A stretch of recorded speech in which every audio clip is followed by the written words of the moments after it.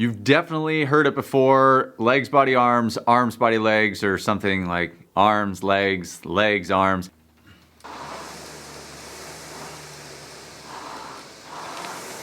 That's the blanket statement that explains it all, but it doesn't actually make any sense to you.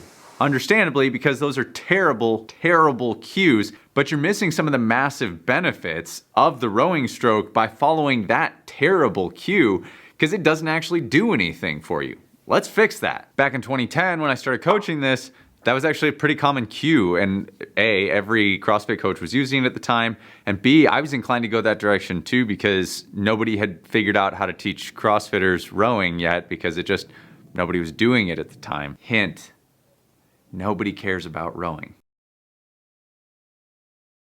Because I was so ingrained in rowing, I didn't know where to start with cues, but one massive shift changed the way that I began coaching and changed the way that people were able to perceive and had a massive impact for you guys to learn and get way more confident with far fewer cues and things that made a lot more sense than legs, body, arms, arms, body, legs. If this is your first time to Dark Horse, welcome. This is where we build better humans through rowing so that you can live a better life. Dark Horses, unite! So if you've been using this cue, this legs, body, arms, arms, body, legs, and rowing still doesn't make sense to you, you're not alone. In fact, you're probably in the majority here. That cue is horrific. It's really poorly done. Nobody seems to be correcting this, and so I'm taking a stand. This is the day we eradicate legs, body, arms, body, legs. The rowing stroke is so much more powerful than that, and that cue does such an injustice. Such an injustice. Let's wipe it and wipe the slate clean. So the real problem here is that it's just such a bland cue. It doesn't offer anything into the nuance of what and why you're actually doing it. It's like a throwaway cue that a coach would use because they haven't actually delved into, or dived? Dodge, duck, dip, dive, and dodge. Into the rowing stroke to learn how it works.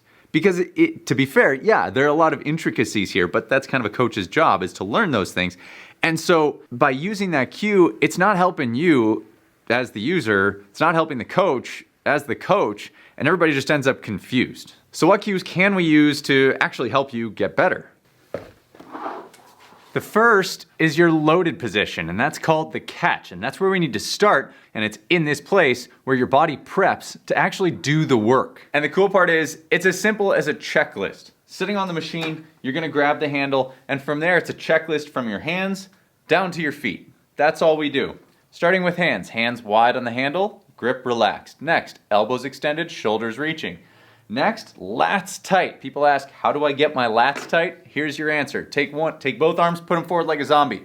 Reach the shoulders. Now, take your left hand, put it on your right lat. Now, drop that shoulder so that that muscle right there gets tight. That's your lat, okay? Keep that tight. Now, take the other arm, put it back out, and roll that one down. That's how you get the lats tight. So with the handle in hand, lats tight. Back neutral, not overextended, not rounded. Head relaxed, hips behind the shoulders, knees tracking underneath the arms, heels down for the beginners, and from here we slide the whole system forward. That is your catch checklist. So you can think, basically just go by the joints. Hand or wrist, elbow, shoulder, back, hips, knees, ankles. That's your checklist. Go through that every time. You will nail the catch position. This is gonna give you a better start to every stroke so you can feel all the work that you should be doing.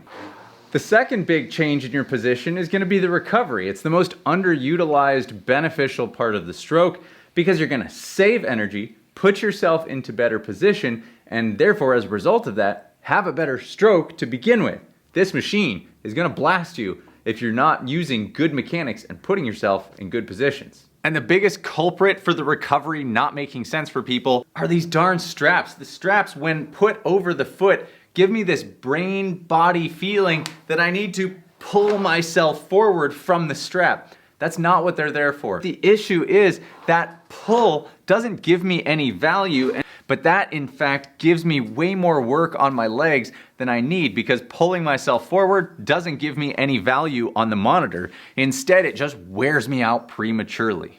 The reality is that the straps are there to help you from just not exploding off the back end and falling off the machine. They're there to give you a little tactile connection to the machine. Instead, we want to be thinking about how we can, with intention and good position, bring ourselves forward back to the catch. The straps just ruin it when you hear a cue like arms, body, legs, body, arms, because it doesn't connect how the nuance of the recovery is so important to the stroke. So what should we do during the recovery? Well, the recovery is called so because we recover, meaning that you're gonna take your time as you move up the slide. You're going to both A, relax, and B, you're gonna put yourself into good position. Two things that we are often not thinking about and in no way are explained using legs, body, arms. The easiest thing to remember is that it's going to be the opposite of what we did on the drive. We're going to release the arms first, and the reason we do this is because it's going to lead us into the position that we need at the catch. Remember that checklist we went through? That's what we're getting at. So from the release, arms away, make sure they fully extend by themselves, not the twitch or the pull of the legs. That's why we got rid of the straps. Then you're going to hinge the hips closed with neutral posture, reaching as far as you can comfortably, making sure that you stop at one though, don't keep reaching. From there, you release the legs and then we glide. And that is the second part, the part B, the relaxation piece that many people struggle with, and why so many people, when they watch our workout videos, when we use a low stroke rate, are saying, that seems way too slow. Remember, a low stroke rate doesn't mean you have to be moving slow as in speed on the machine. A slow recovery sets you up to have a powerful drive. Because you're not wasting energy sliding forward, you're putting all of that effort into the drive, not wasting it through a phase of the stroke where you can't actually impact what the monitor is telling you, and that's why the recovery is so critical. It does two things. It saves you energy, and it sets you up for a good stroke. So say it with me now, good position and relaxation. Those two changes alone are going to have a massive impact on the way that you perform when you're on this machine. Number one, better position gives you the ability to put more effort and more work into the machine when you are doing work. And the other is that you're gonna save energy in the moments where it's not useful to take that energy and apply it to the part where it is useful, giving you better workouts. You're gonna enjoy your time on the machine more, and it's gonna make way more sense. The key though is that you need to understand that this goes into play on a regular basis. So using and thinking about these techniques is not just something you do once, it's something that you constantly need to integrate into the way that you move. Otherwise you will lose the impact of that drill or of that skill because you're not using it regularly. If you don't use it, you lose it. I don't know if that's actual fact, but in this case, yes, it's absolutely true. And after you've made those two big changes to your technique and you've seen the way that they can impact your workouts, make sure that you hit that subscribe button so that you can become a dark horse underdog, making the world a better place and joining this amazing community. If you're wondering if you should even row, check that video out here. And if you need to start at the beginning, check out this video. I love you all, go do great things. I'll see you on the other side.